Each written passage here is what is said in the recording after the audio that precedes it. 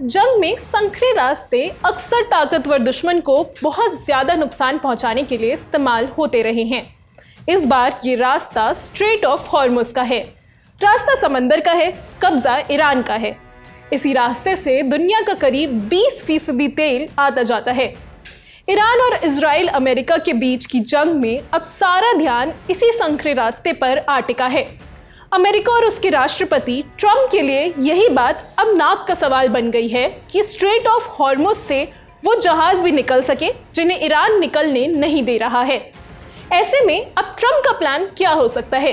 क्या वो जोखिम लेंगे या सिर्फ हवा बना रहे हैं? जाने माने ब्रिटिश अखबार द इकोनॉमिस्ट ने इस बारे में एक आर्टिकल लिखा है। हेडलाइन है, what a battle to reopen the strait of Hormuz would look like. Hindi में कहें तो स्ट्रेट ऑफ हॉर्मुज के लिए जंग हुई तो वो कैसी होगी। एक तरफ अमेरिका के राष्ट्रपति डोनाल्ड ट्रंप ईरान से बात कर रहे हैं ताकि बमबारी बंद हो जाए, लेकिन दूसरी तरफ स्ट्रेट ऑफ हॉर्मुज के लिए जंग की तैयारी भी कर रहे हैं। अमेरिका अपनी मरीन सैनिक भेजने का फैसला कर चुका है। एक टुकड़ी जापान से आ रही है और दूसरी कैलिफोर्निया से। एक खास फौज भी आने वाली है। इससे लगता है कि अगर बातचीत से काम नहीं हुआ तो अमेरिका ताकत का इस्तेमाल भी करेगा। अमेरिका के शब्दों में कहें तो स्ट्रेट ऑफ हॉर्मुज को ईरान के कब्जे से आज़ाद कराने के लिए जो प्लान बनाया है उसके बारे में द इकोनॉमिस्ट ने लिखा है। प्लान 3 हिस्सों में है। पहले वो ईरान के हथियार जैसे स्पीड बोट, मिसाइल, ड्रोन और समुद्र में बिछे बम ढूंढकर उन्हें खत्म करेगा। फिर समुद्र में छिपे बमों को साफ करेगा और आखिर में जहाज़ों को सुरक्षित रास्ता देकर इस रास्ते से निकालने का काम शुरू होगा। लेकिन हर कदम में कई हफ्ते लग सकते हैं और खतरा बहुत ज़्यादा है।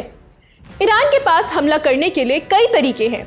वो ऊपर से मिसाइल और ड्रोन से हमला कर सकता है, स्पीड बोट से जहाज़ों को टक्कर मार सकता है और पानी के नीचे बम छिपा सकता है। उसके ये हथियार गुफाओं, पहाड़ और सुरंगों में छुपे हुए होते हैं, इसलिए उन्हें ढूंढना और उन्हें खत्म करना बहुत मुश्किल काम है। अमेरिका ने पहले ही बड़े बड़े बम गिराए हैं जो जमीन के अंदर तक जाकर बंकर तोड़ते हैं। उसने 120 से ज्यादा ईरान के जहाज़ों को नुकसान पहुंचाया या डुबो दिया है और 44 माइन बिछाने वाले जहाज भी खत्म किए हैं।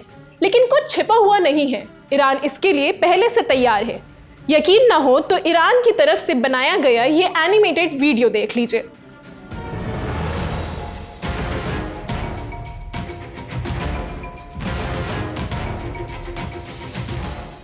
पहले बताए गए आइडिया से भी अलग एक नया प्लान है। अमेरिका चाहेगा कि स्ट्रेट ऑफ हॉर्मुज के नजदीक वाले छोटे आइलैंड्स पर सैनिक उतार दिए जाएं, जैसे ईरान का खार्ग आइलैंड, ताकि वहां से दुश्मन को ढूंढकर मारा जा सके और जहाज की सुरक्षा की जा सके। लेकिन ये बहुत जोखिम भरा काम है क्योंकि सैनिक ईरान के हथियारों की रेंज में होंगे, उन्हें सप्लाई देना मुश्किल हो जाएगा और फायदा भी ज्यादा नहीं मिल सकता क्योंकि ईरान के ड्रोन 1500 किलोमीटर तक दूर मार कर सकते हैं। सबसे बड़ी दिक्कत समुद्र में छिपे बम हैं, जिनकी संख्या करीब 6000 तक हो सकती है। कुछ ऊपर होते हैं और कुछ नीचे छिपे रहते हैं और जहाज के पास आते ही फट जाते हैं। इन्हें हटाना बहुत मुश्किल है और खतरनाक काम भी। अमेरिका की अपनी भी दिक्कत है क्योंकि उसके पास उस इलाके में अच्छे माइंस हटाने वाले जहाज कम हैं। नए जहाज एशिया से आ रहे हैं और नई तकनीक अभी पूरी तरह भरोसेमंद नहीं है। आखिरी और सबसे खतरनाक काम होगा जहाज़ों को सुरक्षित रास्ता देकर इस रास्ते से निकालना, जिसके लिए ड्रोन्स, हेलीकॉप्टर्स और फाइटर जेट और बड़े युद्धपोत की ज़रूरत पड़ेगी। हर 2 जहाज के साथ एक बड़ा युद्धपोत लगाना होगा। अभी उस इलाके में सिर्फ 14 ऐसे जहाज हैं और उनमें से भी कई दूसरे कामों में लगे हुए हैं।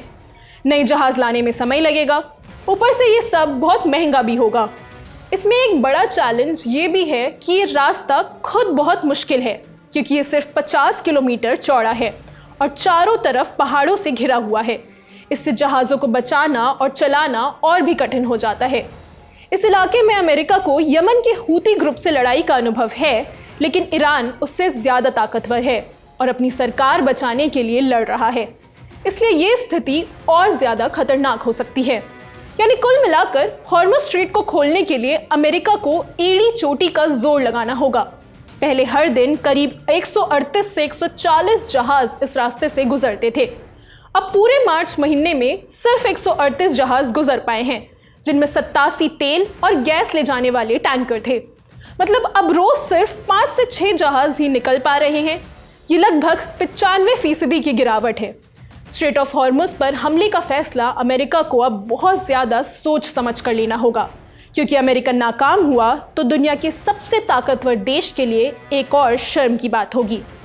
इस खबर से जुड़े बाकी अपडेट्स भी हम आप तक पहुंचाते रहेंगे। मेरा नाम है निकिता, कैमरे के पीछे हैं आलोक। देखते रहिए दिल एल एंड टॉप।